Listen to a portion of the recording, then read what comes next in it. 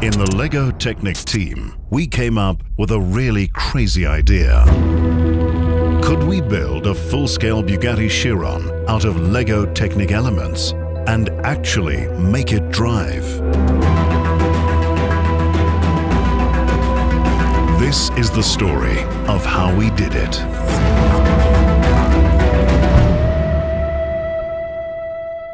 It's one thing to get an idea. It's something else to actually make it happen.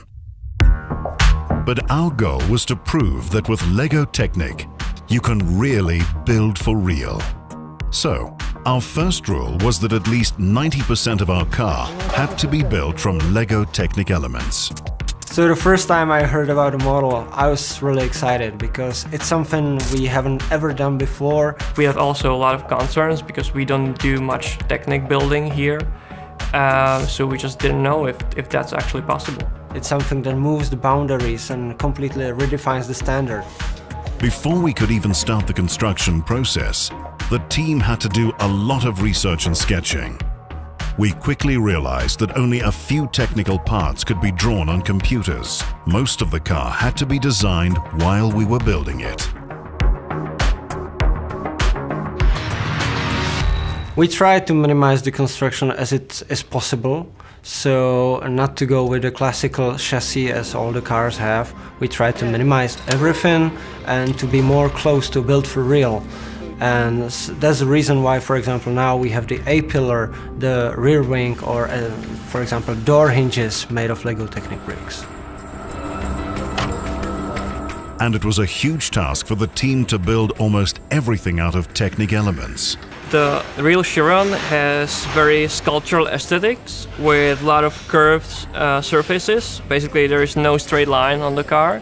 So we had to come up with a way how to replicate the surface of the car with LEGO Technic. And for that we came up with this so-called skin.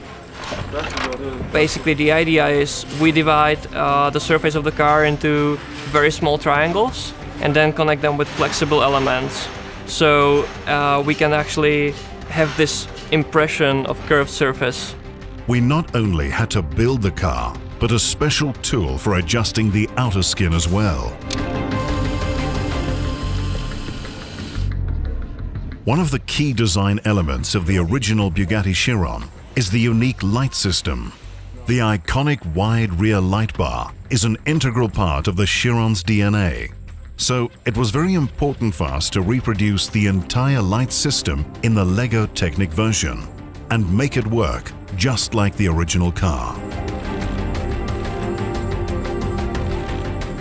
Well, as I heard for the first time, the model is about to be movable. It was like, well, we can do that. And they told me then with this. So I was like, okay, we gotta work on it and come up with something. So we started testing. And it's a matrix of 7x7 motors in 2 layers and multiplied by 24. So you have 2,304 power function motors in the vehicle. The small LEGO Technic gear wheels were a major concern.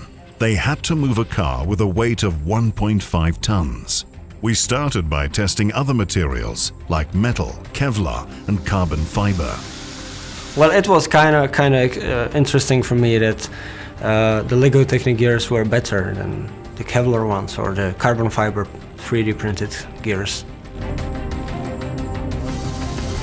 A major technical challenge on this LEGO Technic version of the Bugatti Chiron was the large rear wing, especially when we decided to make it fully functional and powered by LEGO Technic power function and pneumatic systems.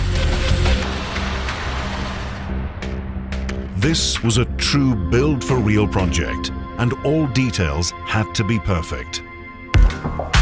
Altogether, the team spent more than 13,000 man-hours constructing the car and used more than 1 million LEGO Technic elements. Every single element was assembled by hand, completely without glue. The final construction had to be both stable and flexible, so the car could drive without breaking apart. And the result was astonishing.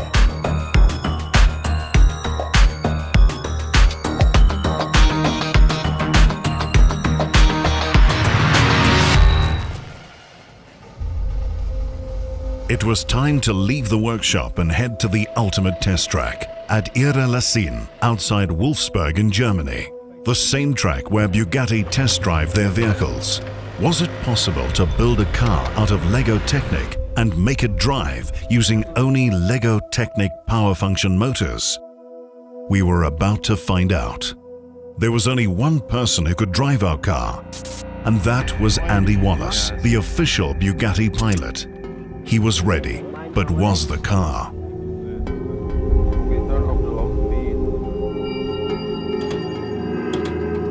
It could drive, but only a few meters. Something was wrong. Was this going to be a major failure instead of the success we dreamed of? The team had to quickly identify the problem and fix it. We disassembled the hood to gain access to the motor unit. The problem lay with a heavy metal chain in the center of the engine block, not with any Lego Technic elements or motors. The update is that we have opened the car and saw the engine, and we adjusted the chain, and we made some adjustments also regarding the position of the shafts. So right now it's kind of more flexed, so it should work. Everyone was ready, and so was the car.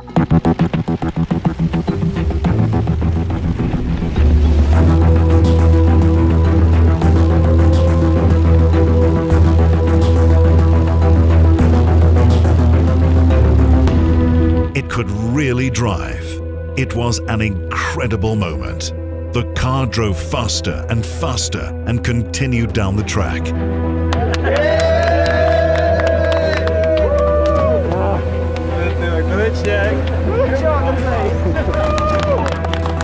That was fantastic. Yeah. It really was, yeah. And it actually was gaining a lot more speed as we went along. Yeah, after all it's amazing. I mean, wow. What else? This is why we came, and it's great. It's running under its own power. Every little piece that's on the real Chiron is there. And it's not until you sit and you look and you spend time taking it all in and enjoying the surroundings. But also, you know, okay, we know dynamically it runs very well, we know that. But if you stand 10 meters back between the Lego Chiron and the real Chiron, you really would struggle to tell the difference. I mean, seriously, it's that good. We did the impossible. We built a car out of Lego Technic elements and actually made it drive.